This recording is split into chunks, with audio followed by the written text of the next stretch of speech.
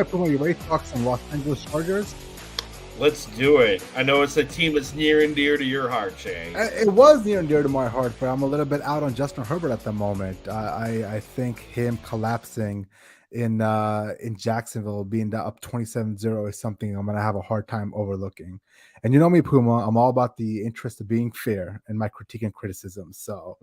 But the Los Angeles Chargers today hired a new offensive coordinator. They hired Kellen Moore, the former Dallas Cowboys offensive coordinator, as the next guy to help lead their offense and hopefully develop Justin Herbert.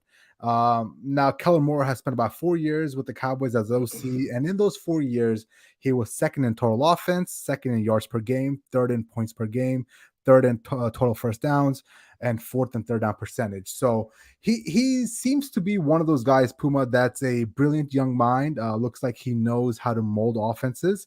Now, the one thing with the Dallas Cowboys is, let's be real and let's call it 100 here. Kellen Moore was not the problem there. Kellen Moore was the scapegoat. At the end of the day, it looks like Jerry made the decision to keep Mike McCarthy. And obviously, you cannot fire the franchise quarterback that makes upwards of $40 million a year. So the scapegoat was Kellen Moore. Now, the Chargers were in prime position to take advantage of just some dysfunctional, like idiotic moves by the Cowboys, because they should have kept Kellen Moore. They should have kept Kellen Moore and ride it out with them for another year and see how that goes. So I'm really excited for the Chargers. I think Justin Herbert needs this kind of offensive mind in the building, because Brandon Staley's forte was defense. He wasn't able to provide that, that offensive ingenuity that Justin Herbert would demand. So what's your thoughts on the move? Do you think this makes the Chargers a formidable team? I know this year they fell well short of expectation. There were some Super Bowl picks. They had high expectations. So we'll just put them back into that Super Bowl picture. I think so, for everything that you just said, like the top five in yards per game, top five in points scored. Like, he is going to be an offensive coordinator that's going to put points on the board. And look at that, Jay. You have an offensive coordinator that isn't afraid to push the ball down the field with a quarterback who has a howitzer of a right arm. Joe Lombardi liked to dink and dunk underneath, and try to establish the run a little bit from time to time, depending on what the game script was. But I mean, Austin Eckler, benefited a lot from a Joe Lombardi offense, just because everything was underneath with checkdowns. And whenever they tried to push the ball down the field, I don't know what would, like, if the stars would align just right, but next thing you know, like Mike Williams or Keenan Allen is coming up hurt.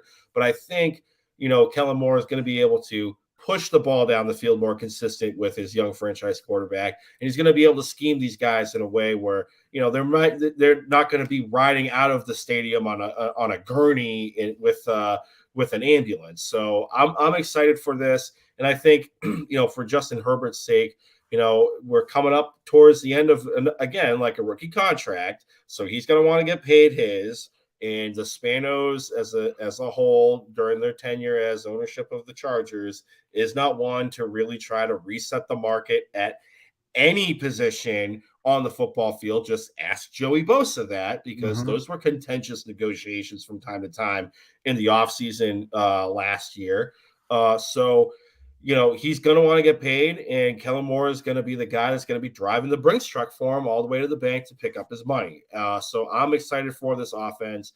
And honestly, Jay, we talked about this earlier with the Sean Payton hire. In the AFC West, you're going to need to have people that's going to open up the offense and keep up with the Joneses and have the arms race, on the table. So this is a great move. I'm with you. Mike McCarthy was the problem in Dallas and still is, in my opinion. I don't even think it's Mike McCarthy. I think it's Dak Prescott. Well, it's Dak. Well, it's here it is. It's Jerry Jones, it's Dak Prescott, it's Mike McCarthy. Yeah. And the problem is Jerry Jones is like the Ted Turner of the NFL. When Ted Turner owned the Atlanta Braves, he at one point, I think, was also the manager of the Atlanta Braves. So that's what happens when you got Jerry Jones. Here comes the impersonation.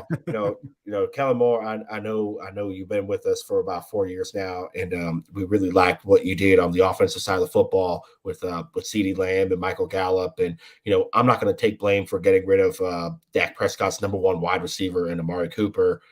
but you're clearly the problem. So we're going to stick with Bozo, Mike McCarthy, and hopefully, we'll get another Nickelodeon football game with Mike McCarthy on there.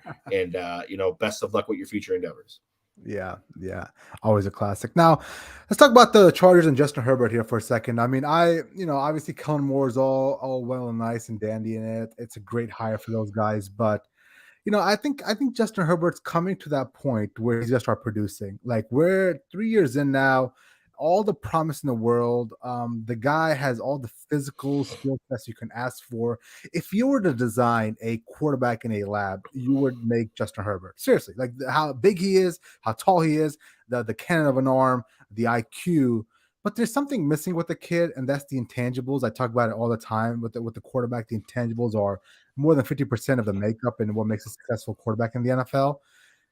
But I hope for his sake, Kellen Moore is gonna be able to provide him with some confidence in the offense to come through in those clutch moments.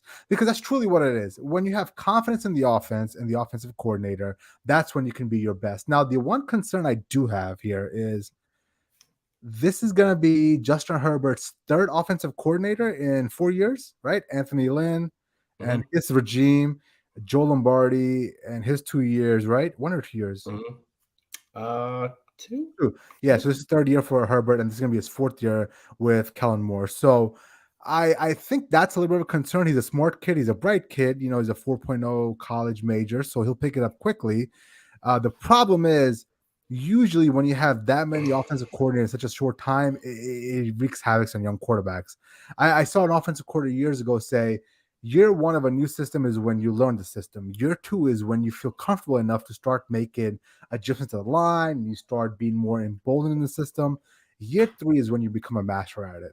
And I think hopefully that's not the timeline that Justin Herbert needs to become a master in this offense, because where the Chargers are in that division, he's gonna have to master this quickly and be proficient at it as soon as possible.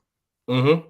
Yeah, I mean, just look at Alex Smith's first, you know, handful of years in the NFL.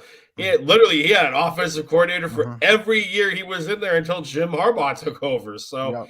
you're spot on. I think, they're going to have to make this work with Kellen Moore, clearly, but I think, I think it's going to pan out for all parties involved, and I think Justin Herbert will be able to pick it up on the pretty quickly, especially for a dude that can push the ball down the field. Mhm.